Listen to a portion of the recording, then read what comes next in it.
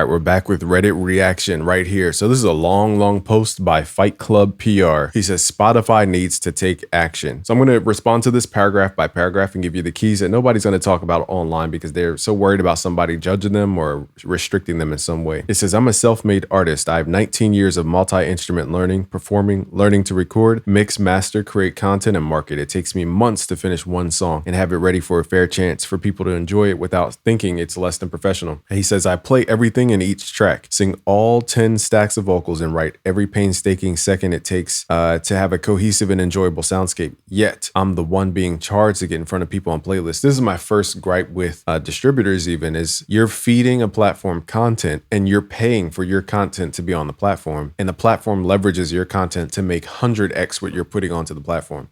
You're feeding a beast that is eating all of your spoils, which is crazy enough to begin with. Like, just putting music out on streaming itself is feeding the beast. Okay. And then on top of that, people have to go through and, politic with playlist holders and all this type of stuff. The majors are so big because they go to curated spaces called playlists. Think of playlists like blogs nowadays, where everybody would go to a curated blog to find the new music. Same with playlists. It's just a centralized point where they galvanize a bunch of people. And it's almost like a magazine where you expect you're going to read the new episode of Source or the new version of, XXL magazine. And so the same thing with playlists. They're basically just expectation hubs in anticipation for joy or pleasure in this case. So, and discovery. Whereas everything else on the platform, I could argue discovery. Outside of playlists, what discovery exists on these streaming sites? You're sending all your traffic there. Okay, so let's start there. He says, yet I'm being the one charged to get in front of people on playlists. It's a lot to read. All major distributors warn you of being charged for playlisting. He says, all major distributors warn you of being charged for playlisting. Spotify frowns upon it and will treat you like the scam artist if after an audit, they find your plays come from the bots of someone's playlist who lied to you. So this is also in response to Spotify's new news that Spotify is going to be not paying the royalties for songs that don't receive a certain amount of streams per month or something like that. I'm paraphrasing. So a lot of artists are fighting back. Also in that update to Spotify, they said how they're going to police some of these fake streams and maybe penalize people about it, which if we look at the history of the music industry, these major labels have been using the bots for years, but they don't get penalized. You know why? Because they're partners with the platform. So these platforms are just built for the majors, and independent artists keep putting their stuff on DistroKid. They keep flooding the Spotifys. You're feeding the beast that you keep complaining about. And I'm not talking about this poster here. I'm talking about in general, the general concept. And then you might ask, okay, then where do we put our music? But that's the problem, is Spotify got to a level where people expected to be on Spotify because millions and millions of artists gave away their IP for free, basically. Okay, for pennies compared to hundreds that they're making off of each artist. So that's a decision that snowballed into what it is right now. I can't judge anyone for choosing Spotify or any DSPs or any streaming, but at the same time, we can't complain when we don't own the house.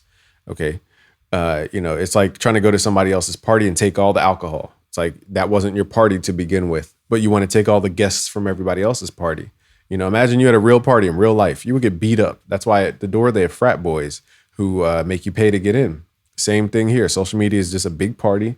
And the only way to get in this case is to pay your way in.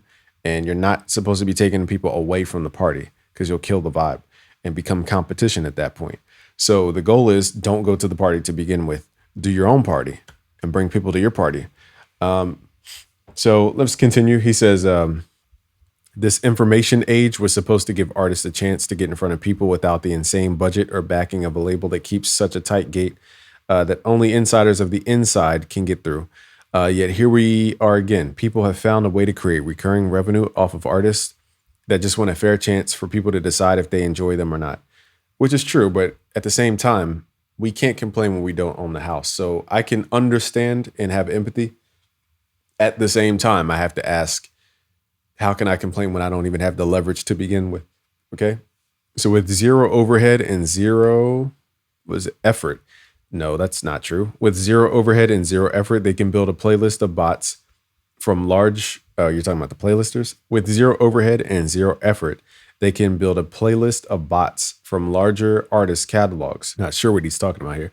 Spotify won't find their play count suspicious because I guess they're major label artists. But that's the game. You know, when you work for the casino, the whole goal of the music industry is to create an illusion of celebrity. It's a carrot in front of you. And they say, you can be just like this person here who's making millions and doing all this. Whereas that one person is, you know, representing a million people that tried to get that one spot. So they control a million people by dangling these celebrities in front of you, saying you can be this too. So sign up too. And then it's just like a big Ponzi scheme.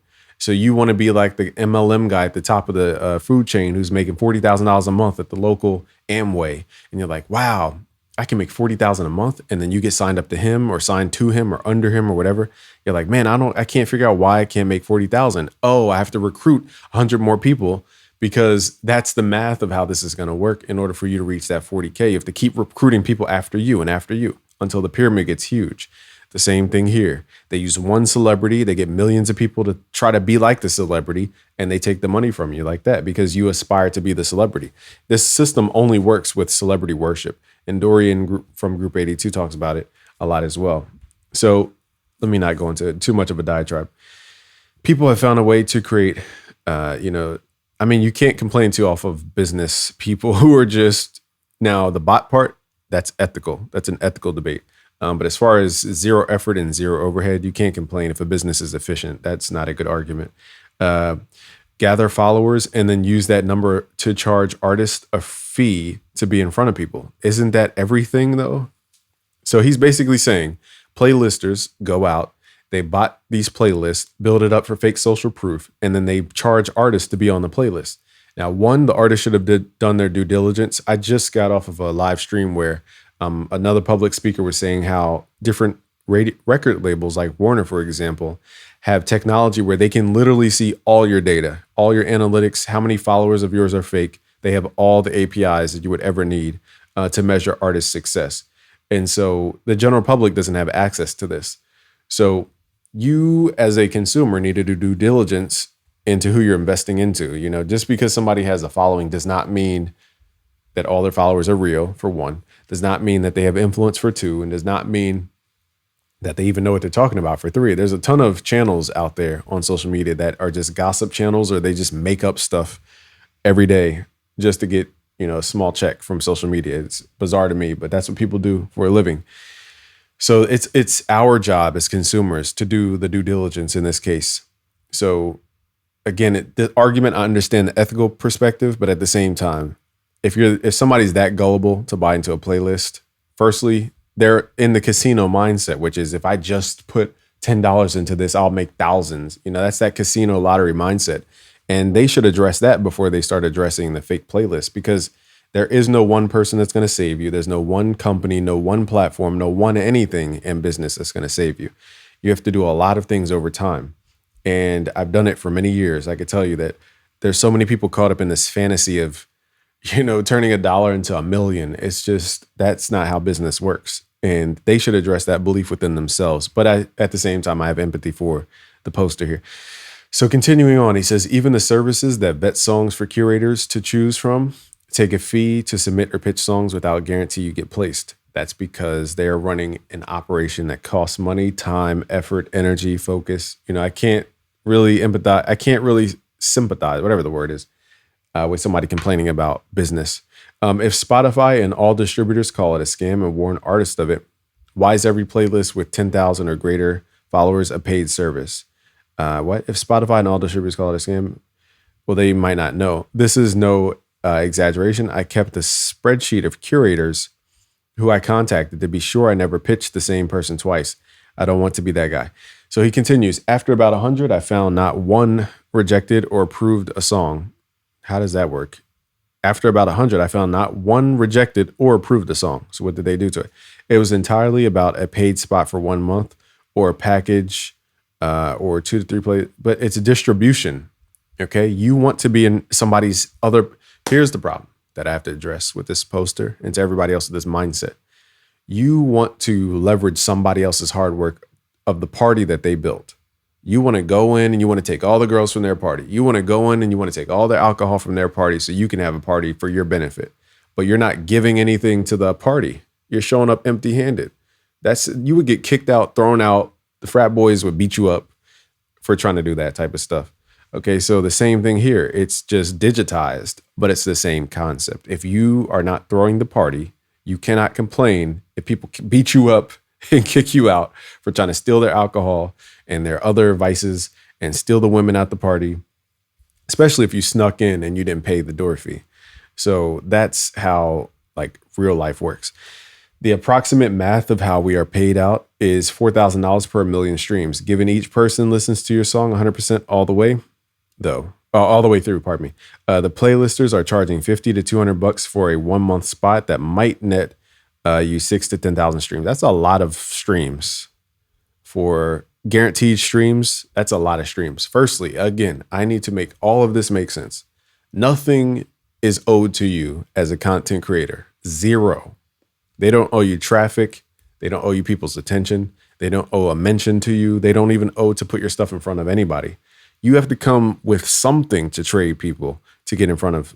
So when you're making content for social media, you have to give people value first. Then you ask for something like, hey, go follow my Spotify, go buy this thing, or go check out my email list. I created 5,000 videos of free stuff before I ever asked people to come join my email list. I gave value first, then I asked. So in this case, we're talking about how it's a limited run and all this.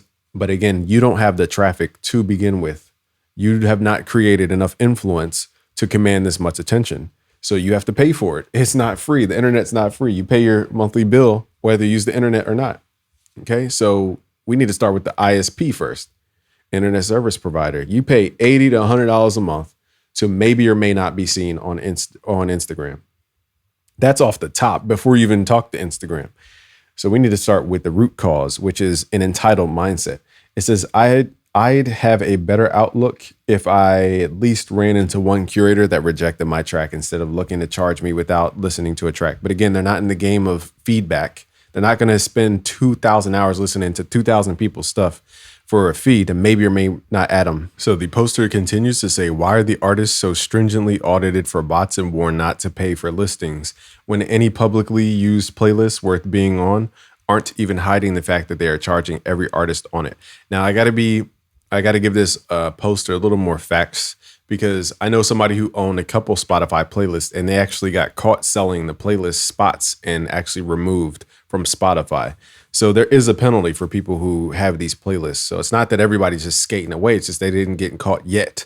Doesn't mean they won't make money from it, but it's temporary. And because anybody can make a playlist, you can make a playlist today under one account, charge it up, run 10 racks off of that, make another playlist, make a bunch of artists pay for that. But what's the problem is the demand from the artist and them not doing their due diligence enough to understand where traffic comes from, what is traffic, what's promotion. Anytime somebody talks about I will promote your song, that's a scam. I could already tell you, because there's no such thing as promotion. When it comes to being seen by something, it's about marketing and it's about value. There is no promote anything. There's no magic button you press to get in front of a bunch of people. Only on social media verified stuff like the Facebook ads or stuff like that do you get what we call promotion. And even in that definition, I call it advertising, not promotion. So promotion, anytime you hear the word promote, I'm just going to give you guys a tip. Run away. It's not legit. Okay, so next one says, I don't need to make money from my streams, but I shouldn't be in the red after I've spent years learning all the skills necessary to do all the production myself. Again, whose fault is it that you invested into a playlist? Not ours. My only overhead is my time, and now the hundreds it takes to find fans via slumlord curators trying to make it easy money. That's not where you just, okay. Again, this is a mindset problem, and he's frustrated because he thinks that the only door is through Spotify. There's social media to get fans. You got Instagram, YouTube, Facebook, Twitter, TikTok. You don't have to pay to be in front of Spotify to get listeners and fans. So there's too much to really explain. I'll probably put up a mini course on YouTube teaching you guys how to do it, because I can't complain and then I give you the answer at the same time. I understand that. But he says, TLDR, Spotify warns the artists about pay-to-play playlisting, audits the artists for fake streams, yet all of the top playlists are precisely that and are never taken down. You know why?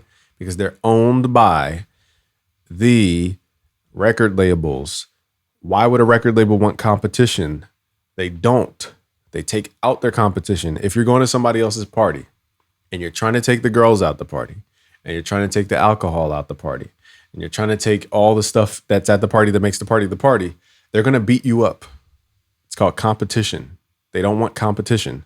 So they try to fight against other platforms charging for their playlist because that's like you're stepping on their game. Okay, so the same thing goes about the lottery. Why is the lottery legal, but then your local church trying to sell lottery tickets and sell giveaways and all this type of stuff, or YouTubers who try to sell, the winner of today's song feedback will get $200 when everybody has to pay to even be a part of that. That's a lottery.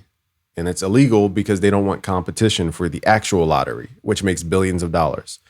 Okay, so it says, I want curators to be curators again, even if I'm getting rejected.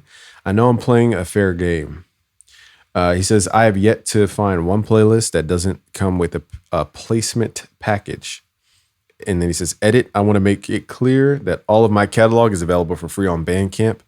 My problem is with the predatory practices of Spotify and the unmonitored curators, I don't ever plan to replace my full-time job with streams. I just don't think curators should be profiting. Then you might as well destroy the entire American economy. Politicians get paid. Art curators get paid at art galleries. DJs get paid for finding the dopest music. Producers get paid for curating samples. Like, your mindset is off, whoever wrote this post. And that's why you're getting the results you're getting. It says, let alone off of the artists they're using for their content. Again, if you don't want to get burned by the casino, stop putting your money into the slot machines. It's that simple. You got to create your own influence in your own audience. And that way you can communicate with your audience directly. You won't have to go to somebody else's house to try to make friends. Okay, so that's how it works behind the scenes. If you guys want a business breakdown of this, I'll break it down. But this is really just somebody frustrated that they wasted their investment. And, you should have just did more due diligence. And this is a wake-up call to say, we got to study more. We have to understand what truly it is to have power online, building online businesses, because that's what it is, online business. Okay, so again, my final theory and stance is that a lot of people treat the music industry like a lottery or casino. They want to hit big. They want to put in minimal effort and hit big. That is not how it works. And there's more than Spotify out there. So, at first, I had a lot of empathy, but as I'm reading, it just a lot of entitlement and misinformation from this, this stance. So it's just about understanding how to advance and get that information. If you guys want more, I have a free book. Just go to busyworksbeats.com/book. I have 2 free books I'll give you on mindset, for one, called The Producer Bible. But 2 is called Busy Signal, where I show you how to build your own audience and how to monetize online without going through a bunch of all these platforms that you don't control. Okay, so thank you for watching. It's Game from busyworksbeats.com. Peace.